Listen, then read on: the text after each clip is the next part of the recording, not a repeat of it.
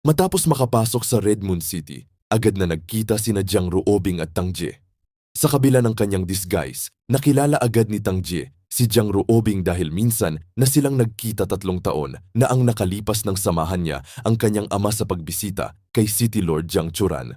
Sa una ay malamig ang pakikitungo ni Jiang Ruobing at tinanong kung sino ang lalaki at bakit ito basta na lamang umupo sa kanyang harapan. Nang ipakilala ni Tang Jie ang kanyang sarili, saka lamang siya naalala ni Jiang Ruobing bilang young master ng Four Extreme Sect. Hindi may tago ni Tang Jie ang kanyang saya dahil sa wakas ay naalala rin siyang dalaga. Pagkatapos nito, tinanong ni Jiang Ruobing kung pumunta ba si Tang Jie sa Red Moon City para sa martial arts marriage tournament. Buong kumpiyansang sinabi na Tang Jie na nais niyang talunin ang lahat ng mga Batanghenyo sa isang laban at patunayan ang kanyang lakas. Napansin din niyang tila balisa at may mabigat na iniisip si Jiang Ruobing kaya inalok niya ang kanyang tulong. Dito biglang humingi ng hindi inaasahang pabor si Ruobing. Hiniling niyang ilabas siya ng Red Moon City. Nabigla si Tang Jie dahil alam niyang kapag ginawa niya iyon, tiyak na hahabulin siya ng buong lungsod. Upang kumbinsihin siya, sinabi ni Jiang Ruobing na maaari niya itong gawing hostage upang walang mangahas na umatake sa kanila habang tumatakas. Habang nag-aalinlangan si Tang Jie, pumayag ang kasama niyang si Lord Shang kapalit ng isang kondisyon. Agad namang sumangayon si Jiang Ruobing kahit hindi pa nito naririnig ang hinihinging kapalit. Ang kondisyon ay simple ngunit napakadelikado. Dadalhin sila ni Jiang Ruobing sa pitan ng Red Moon City upang iligtas ang isang taong nakakulong doon. Kapag nailigtas nila ang kanilang kasama, sa kanila siya ilalabas ng lungsod. Lalong nagulat si Jiang Ruobing nang mabanggit ang 8 manifestations of the Death God. Inakala niyang may kaugnayan si Lord Shang sa grupong iyon, ngunit nilinaw nito na wala siyang kinalaman sa kanila. Ang nais lamang niyang iligtas ang kanyang kaibigan na nakakulong kasama ang 8 manifestations sa pitan. Mariing tinutulan ni Tang Jie ang plano ni Lord Shang dahil kapag isinama nila si Jiang Ruobing, magiging target sila ng buong Red Moon City saan man sila magpunta. Ipinaalala niyang kahit lusubin nila ang dungeon ng Red Moon City, hahabulin pa rin sila ng buong lungsod, kaya wala nang kaibahan kung isasama nila ang dalaga. Gayunpaman, binalaan sila ni Jiang Ruobing na ang pagpasok sa piitan ay halos katumbas ng pagpapakamatay at kapag dinala niya sila roon ay wala nang balikan. Sa halip na ibunyag agad ang lahat, naglatag ng sariling kondisyon si Jiang Ruobing. Sinabi niyang kailangan muna siyang mailabas ng ligtas sa Red Moon City. Kapag nagawa nila yon, sa kanya sasabihin ang eksaktong lokasyon ng dungeon at ang lahat ng depensa at seguridad nito. Agad na ibinunyag ni Lord Shang na may 3 martial sovereign ang lihim na nagbabantay sa kanya mula sa kawalan. Kapag sinubukan siyang ilabas ngayon, tiyak na sasabog ang isang madugong labanan. Buo ang loob niyang sinabi na ang kailangan laman ni Jiang Ruobing ay gabayan sila. Kahit mabigo sila sa misyon, wala naman itong mawawala. Napansin ni Jiang Ruobing na tila may malalim na plano ang misteryosong lalaki, kaya tinanong niya kung sigurado ba itong maililigtas ang kanyang mga kasama at maihahatid pa rin siya sa kalayaan. Ipinaliwanag ni Lord Shang na ang tanging layunin ni Jiang Ruobing ay takasan ang sapilitang kasal. Bilang reserbang plano, iminungkahi niyang sumali si Tang Jie sa martial arts marriage tournament. Kapag naging kampiyon si Tang Jie, maaari na lamang siyang tanggihan ni Jiang Ruobing sa harap ng lahat upang tuluyan na siyang tigilan. Nagulat si Jiang Ruobing sa mungkahing iyon, naisip niyang posible ba siyang maging kampiyon. Ngunit agad ipinahayag ni Tang Jie ang kanyang matinding kumpiyansa. Para sa kanya, bukod kay Li Yunxiao, wala nang ibang kabataang mandirigma sa buong mundo ang karapat-dapat niyang seryosohin. Lalong namangha si Jiang Ruobing nang marinig ang pangalan ni Li Yunxiao at napagtantong magkakilala ang dalawa. Sa huli nagpasya si Jiang Ruobing na isugal ang lahat para sa sariling hangarin na kalayaan. Tinanggap ni Lord Shang ang tulong ni Jiang Ruobing at sinabi kay Tang Jie na kumilos lamang ayon sa sariling plano. Siya mismo ang sasalakay sa piitan upang iligtas ang kanilang kasama. Habang naghahandang umalis sina Lord Shang at Jiang Ruobing, sinabi ni Tang Jie na nais din niyang makita kung gaano nga ba kakalakas ang Northern Region's 4 Excellences at ang Eastern Region's 7 Stars at kung karapat-dapat ba silang maging kalaban niya. Sa isang kisap mata, inilabas ni Lord Shang ang isang umiikot na misteryosong artifact. Habang lumiliwanag ito at umiikot sa ere, bigla na lamang naglaho sina Lord Shang, Jiang Ruobing at Tang Jie sa loob ng tavern. Naiwang tulala ang mga tao sa paligid, hindi maintindihan kung paano sila naglaho ng walang anumang bakas. Pagkatapos mapagtantong nakatakas sina Lord siyang nang walang iniiwang kahit katiting na aura, agad na naglabas ng sunod-sunod na utos ang mga opisyal ng Red Moon City. Inatasan nila ang mga bantay na ipaalam ang insidente sa buong lungsod, buhayin ang Space Lockdown Grand Array upang isara ang lahat ng spatial passage at siyasatin ang teleportasyon array upang malaman ang pagkakakilanlan ng dalawang misteryosong tumakas. Samantala, ang pinuno ng mga gwardiya ay dalidaling nagtungo sa military inspector upang personal na iulat ang pangyayari. Kasabay nito, lumipat ang tagpo sa nakakatakot na piitan ng Red Moon City. Isa itong napakalalim na hukay na puno ng mga bakal na kulungang na nakasabit sa kawalan. Mula sa kailaliman ay maririnig ang mga desperadong sigaw ng mga bilanggo na humihingi ng awa, dahilan upang mangilabot ang mga dumaraan sa paligid. Habang naglalakad ang mga tao sa loob ng piitan, narinig nila ang nakabibinging sigaw ng isang preso. May ilan pang nagbiro na baka isang manyakis lamang ang muling pinarusahan. Ngunit may nakapansin na tila ang sumisigaw ay si Juchi, ang pinuno ng Glazed Glass Villa. Agad na kumalat ang usap-usapan na kahit ang isang makapangyarihang personalidad ay maaaring hindi ligtas kapag napunta sa lugar na yon.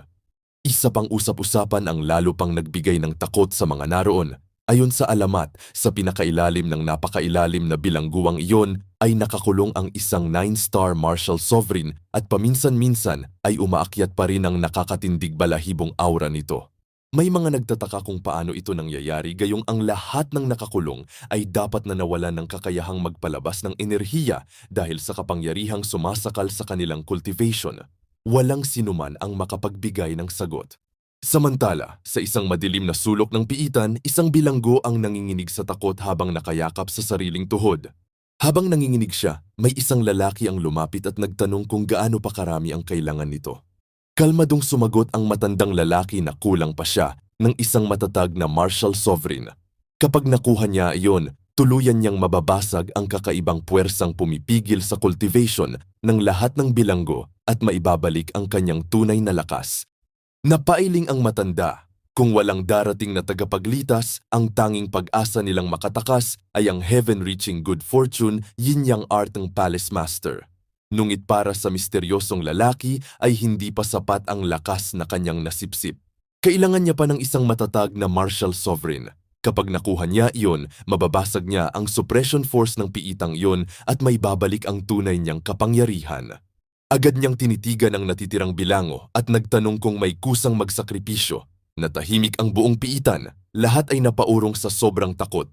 Nang walang sumagot, nagsimulang maglakad ang lalaki habang dahang-dahang inilalabas ang kanyang nakakatakot na killing intent. Naghiyawan ang mga bilanggo habang desperadong gumagapang palayo. May umiiyak, may nagmamakaawa at may halos mawalan ng ulirat. Sa mismong sandaling yun, biglang napalingon si Lee. May kakaibang presensya siyang naramdaman. May dumating para iligtas sila. Nagulat ang misteryosong lalaki habang napangiti naman ang alchemist. Habang nagkakagulo ang buong piitan, hindi napigilan ng misteryosong lalaki ang magreklamo matapos niyang malaman na may dumating na pala upang iligtas ang mga bihag. Dahil hindi siya naabisuhan, napahiya lamang siya sa kanyang ginawang pananakot. Samantala, nanatiling kalmado si Lee at tila walang pakialam sa kanyang reklamo, dahilan upang lalo pa itong mapahiya. Sa gitna ng tensyon, biglang bumukas ang tarangkahan ng piitan at isang napakalakas na presensya ang dahan-dahang pumasok. Agad na nakilala ng lahat ang bagong dating. Walang iba kundi si Lord Shang, ang makapangyarihang eksperto na personal na dumating upang iligtas sina Li at Li Ye. Hindi na nagsayang ng oras si Lord Shang. Agad niyang ipinag-utos kay Li na isama si Li Ye at umalis kaagad ng piitan dahil may naghihintay na sa kanila sa labas. Walang pag-alin lang ang sumunod ang dalawa at mabilis na nagsimulang lumikas.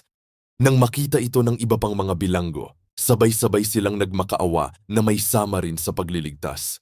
Ang iba ay nangakong habang buhay na tatanawin ang kabutihang iyon habang ang ilan ay handang gawin ang kahit anong kapalit makaligtas lamang sa tiyak ng kamatayan. Subalit na natiling malamig si Lord Shang. Malinaw niyang ipinakita na ang kanyang pagpunta ay para lamang iligtas sina Li at Li Ye at wala siyang obligasyon iligtas ang sinuman sa mga naroon. Habang papalayo ang grupo, hindi napigilan ng lalaki ang ilabas ang kanyang galit. Sa sobrang sama ng loob, Isinumpa niya si Lord Shang at nagbantang paghihigantihan ito balang araw. Ngunit nang mapansing tila huminto at lumingon si Lord Shang sa kanyang direksyon, agad siyang natakot at nagbago ang kanyang tono. Ang kanina'y matapang na pagbabanta ay napalitan ng paulit-ulit na paghingi ng tawad at pagpuri, umaasang hindi siya pansinin ng makapangyarihang eksperto. Gayunpaman, bago pa man makaalis ang grupo, biglang nagbago ang ekspresyon ni Lord Shang. Naramdaman niyang may mas malakas pang presensyang dumating at sa isang iglap ay tuluyang naisara ang buong espasyo ng piitan.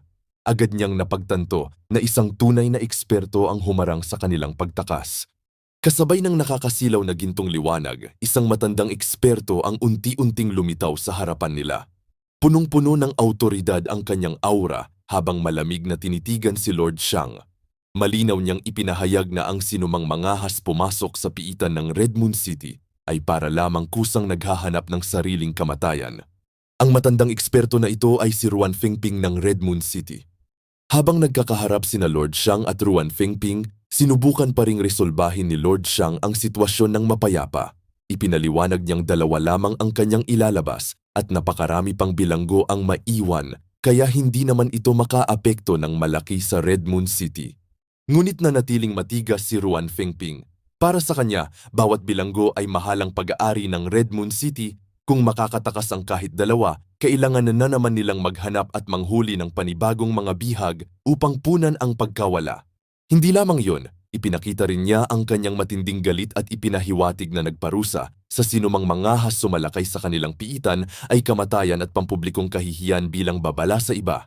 Napailing na lamang si Lord Shang. Sa kanyang paningin, wala nang saysay ang pakikipagtalo sa isang taong sarado na ang isipan. Kasabay nito ay sumabog ang napakalakas na aura ng dalawa. Ang bughaw na enerhiya ni Ruan Fengping at ang naglalagablab na kapangyarihan ni Lord Shang ay nagbanggaan sa gitna ng piitan. Ang buong paligid ay nagsimulang manginig habang ang hangin ay tila napunit ng kanilang presensya. Samantala, sa isang hiwalay na lugar na kilala bilang Clear Breeze Bright Moon Garden, tahimik na dumating si Keiwei sa lugar. Napansin niyang tapos na ang pagsubok sa pamana at tila matagumpay na tinanggap ang kapangyarihang nakalaan doon. Dahan-dahan siyang lumapit upang tiyaking hindi siya nagkakamali sa kanyang nakikita. Sa kabilang banda, naramdaman din ng binata ang presensya nito at agad siyang naging alerto habang sinusubukang alamin kung kaibigan o kaaway ang lumapit sa kanya. Paglapit nito, bigla siyang natigilan. Para bang may pamilyar na aura siyang naramdaman mula kay Li Yunxiao. Maging ang binata ay napasulyap din sa kanya ng may pagtataka. Sa loob ng ilang sandali ay nagkatitigan lamang silang dalawa, kapwa sinusuri ang pagkakakilanlan ng isa't isa. Subalit matapos ang ilang sandali ng katahimikan, tila napagtanto ni Keiwei na walan namang kakaiba sa sitwasyon. Agad niyang pinakalma ang sarili at umalis na parang walang nangyari. Tahimik lamang na nakaupo si Li Yunxiao. Tila walang anumang takot sa kanyang muka. Biglang iniunat ni Keiwei ang kanyang daliri at itinapat ito mismo sa noo ng binata. Isang maling galaw lamang ay sapat na upang wakasan ang buhay, subalit hindi man lang siya kumurap o umurong kahit isang hakbang. Napangiti lamang si Li Yunxiao habang kalmadong tinanggap ang sitwasyon. Sa kanyang isipan kung tunay na nais siyang patayin, walang halaga ang pag-iwas. Isang mapanganib ng ngiti ang sumilay sa labi ni Keiwei bago niya binitawan ng mga salitang nagpayanig sa isipan ni Li Yunxiao. Ngayon, tatawagin ba kitang City Lord Li Yunxiao ng Yanwu City o Gu Feiyang?